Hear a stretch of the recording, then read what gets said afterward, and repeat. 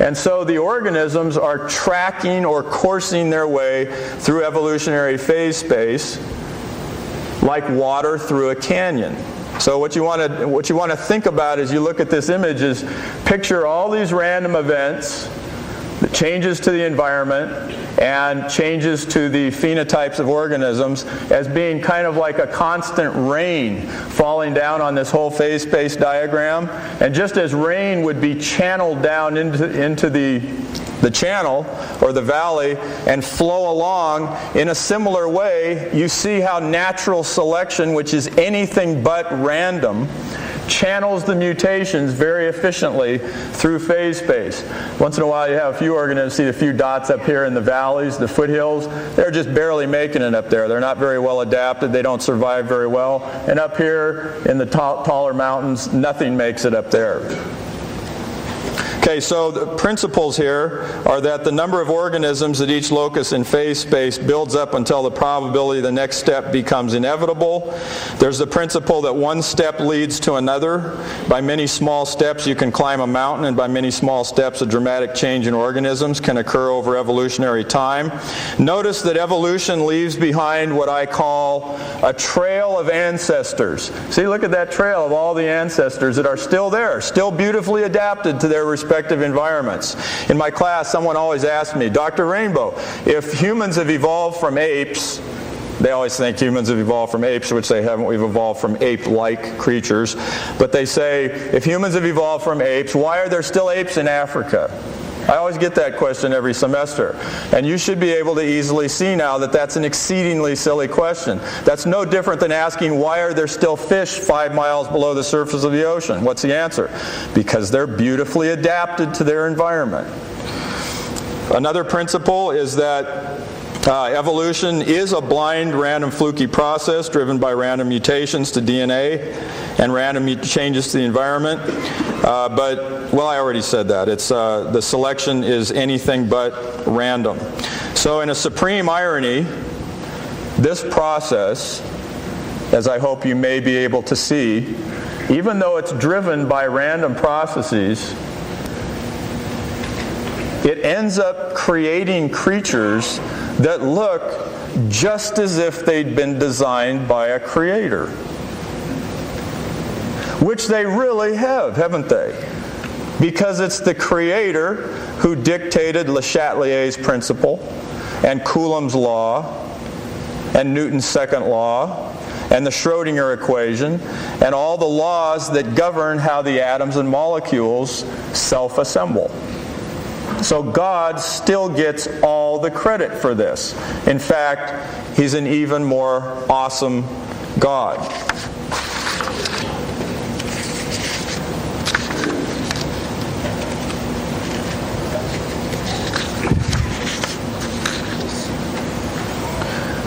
Now, let me take stock of where I am.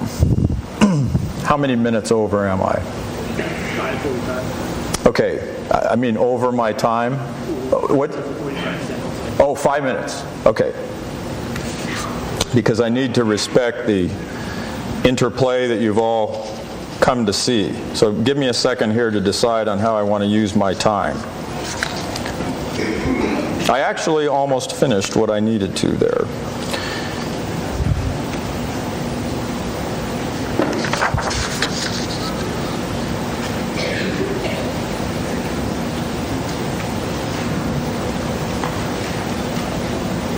Okay, what I'm going to do is simply make one last titanically important point about evolution. Now, what is it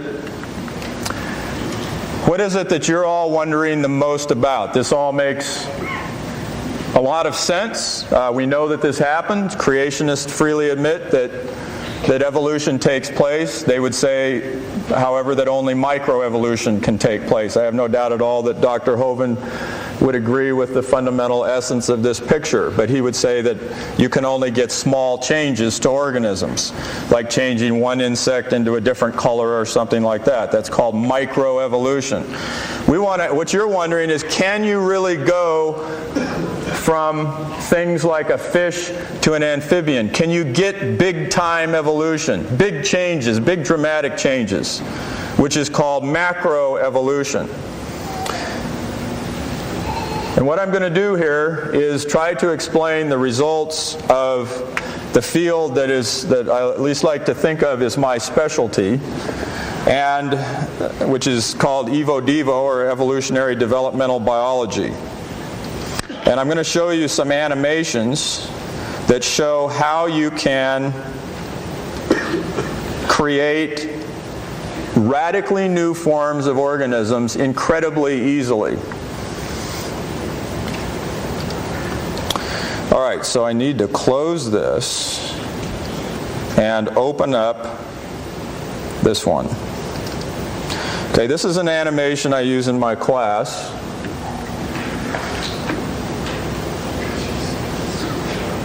Oh, let's see, did that open? No. Okay. I got too many things to hold here.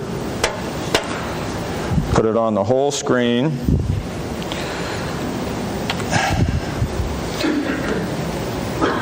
Okay, living things are made of cells. And you have to understand that during embryological development, living cells can do 7 different things. They can divide by mitosis, cell division. So things can get really big really fast. They can differentiate. They can turn into different kinds of cells. Like here, 2 initially identical cells are turning into muscle cells and neurons under the influence of a morphogen that's being sent by this cell. They can crawl around. Cells can crawl around anywhere at any time in your body, just like amoebas do. They can lay down extracellular matrix like big strands of collagen. They can change their shape. Here you see a cell in the middle changing its shape, so this epithelial sheet is buckling and folding. It's like making a paper airplane. One of the things I do in my class is I take out a piece of paper, and in front of the students, I step by step make a paper airplane. And then at the end, I hold it up and I say, look what a complicated thing I made just by doing one thing, folding paper. I take a piece of clay that looks like this, and I cut it with a knife. Boom, boom, boom, boom. And I make a hand. Did you know that your hand got here you used to have a paddle like a duck. You had flesh in between your fingers, and then your cells here died by a process called programmed cell death, or apoptosis, which generated your fingers. That's another of the things that they can do. Cells can commit suicide at any time. And they can attach together or break apart at any time by expressing cell adhesion molecules. So, with these facts in mind,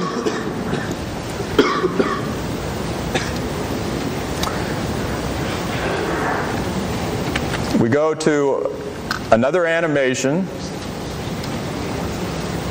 which I call infinite outcomes animation.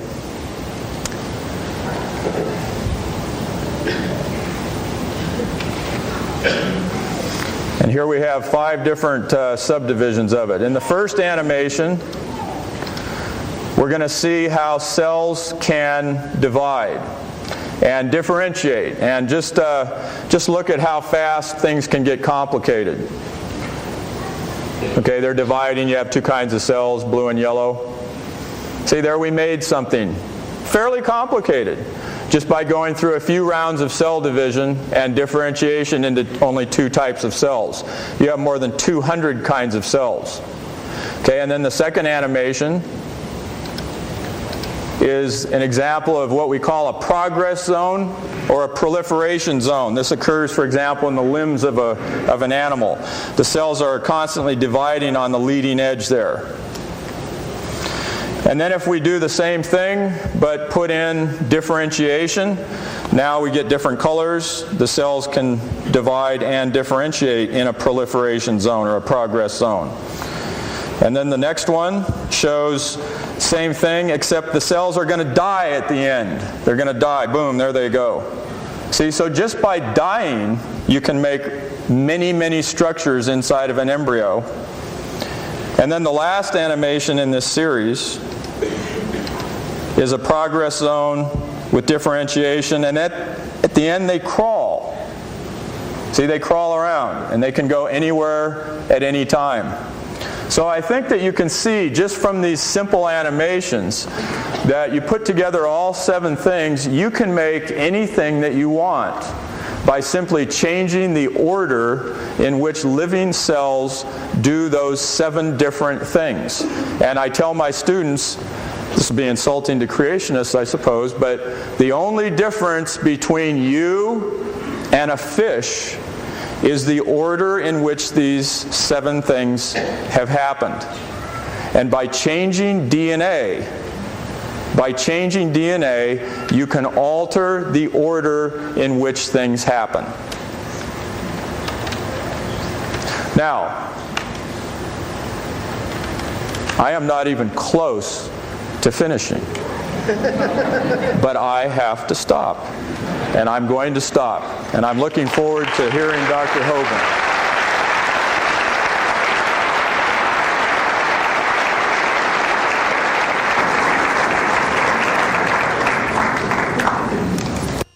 Well, thank you so much for coming. This place is jammed. I don't know how many are in the hallway, but we have a lot of folks here tonight.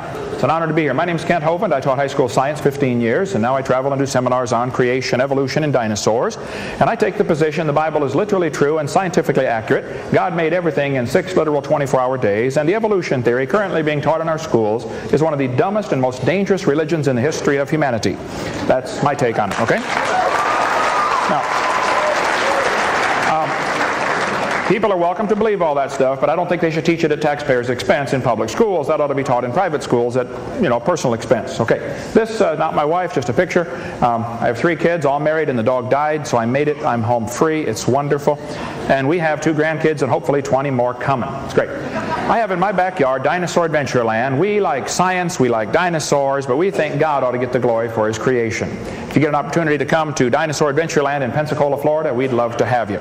You may also want to come to our first ever and hopefully first annual creation conference. We've had 25,000 visitors in the first 2 years at Dinosaur Adventureland. You guys need to start one out here. That would be great. We need to use science and creation to glorify God. This September is our creation conference. If you want to sign up, the folks at the table don't know about this, but there's supposed to be a list out there. You might want to grab a notepad, Ken Andrew, and if anybody wants to sign up, we'll send you information if you're interested, or just call my office and say, send me stuff on the creation conference if you want to come. Or better yet, come visit our ministry. We have about 40 people in our ministry. God's given us an awesome staff, and we try to use our efforts to produce materials that'll strengthen your faith in the Word of God. Okay. Now, right here. What's the evidence for evolution? All the evidence that I have seen in my 30-some years of studying this is just simply imagination or computer-generated graphics, which doesn't even show it happened. That's how we think it might have happened. None of that is science. Okay, science is things we can observe and study and test and demonstrate. So what's the evidence for evolution? I happen to like science. I collect science books. I have hundreds of them. I taught the subject for 15 years. I really enjoy science. People say, there's evidence for evolution. Okay, I don't think so. We'll talk about that in a minute. And they say, couldn't God have used evolution to get us here? Well, we need to define some terms. There are 6 different meanings to the word evolution. I cover this in my seminar. First, there'd have to be cosmic evolution, the origin of time, space, matter. Where did that come from? Secondly, there'd have to be chemical evolution. If the Big Bang theory is true, the Big Bang produced hydrogen. You'll never hear them talk about this, but it had to happen because you have to somehow get uranium from hydrogen. That simply is not possible. Thirdly, there'd have to be stellar evolution. That's the origin of stars. Nobody's ever seen a star form. All we see are stars blow up. That's the opposite of evolution. There's novas or supernovas. We don't see them form. One professor I debated said, we're seeing a star form right now in Crab Nebula. I said, no, you're not. You're seeing a spot get brighter. And you're assuming it's a star forming. It could be the dust is clearing. There's already a star behind it. You don't know any stars are forming. What we do know, there's a lot of stars out there. There's enough that everybody on Earth can own 11 trillion of them to yourself. We've never seen one star form. So, fourthly, we have what's called organic evolution, the origin of life. The evolutionist has a serious problem with this one, going from non-living material to living organisms. Now, Dr. Rainbow and I talked before this debate, and we agreed we would only limit this discussion to once life begins, how did it evolve? Okay, and that's what we're going to talk about. I don't think there's any evidence for that either. But I think skipping the first 4 steps would be fatal for students to realize, to not realize these are essential steps the evolutionist is simply trying to avoid because they don't have an answer for any of those. Lastly, or fifthly, we have what's called macroevolution. This is where an